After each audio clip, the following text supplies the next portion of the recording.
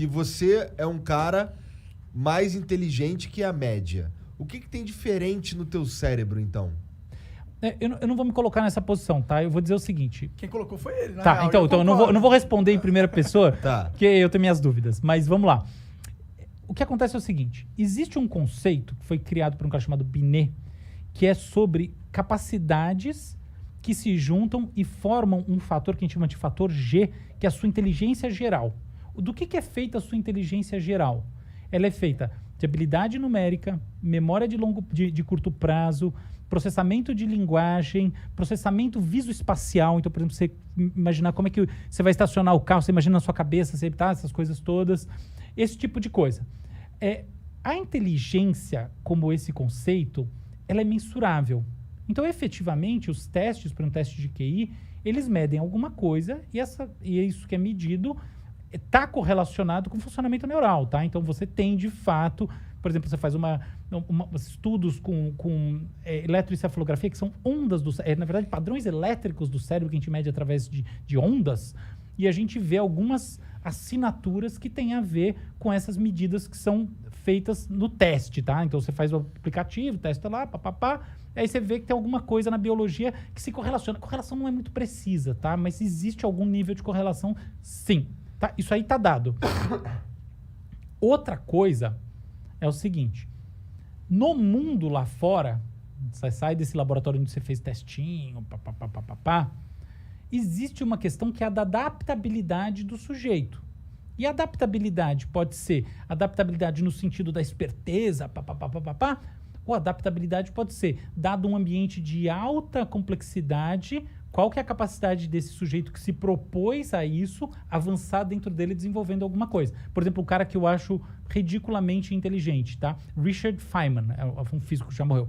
Assim, pra mim, tem um nome de cara inteligente. Ele tem um nome, uma cara, um jeito, uma humildade, ele é tudo de gênio. Por exemplo, Fernando Meirelles, tá? O cineasta. É gênio total. Então, o que acontece? Uma pessoa dessas, ela, no meu entendimento, ela resolve mais os problemas dentro dessas escalas de complexidade, usando propriedades mentais que não são mensuradas por um teste como o teste de Binet e outros mais, do que usando.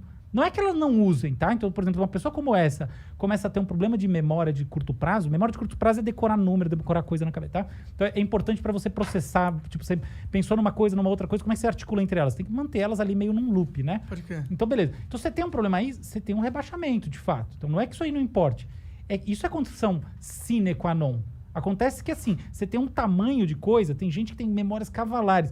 Não é isso que vai determinar a primeira coisa. Então, você só precisa ter o básico, ou talvez um pouquinho mais que o básico. E a outra coisa isso serve para você fazer outra coisa lá dentro. E não exatamente fazer esse processamento. E até tem um negócio que dá uma boa indicação de que eu acho que as coisas funcionam assim mesmo.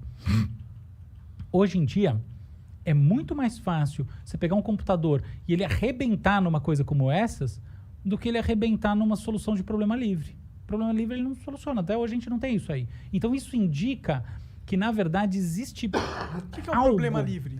Um problema para o qual você não tem uma instrução que chegue a uma solução. Isso, um parâmetro para responder. Entendi. Tá? É como se existisse, seria uma inteligência geral artificial, né? Que é capaz de simplesmente interpretar qualquer coisa que você manda para ele e te entregar algo. Exato. Então, por exemplo, uma pessoa tipo um grande estadista.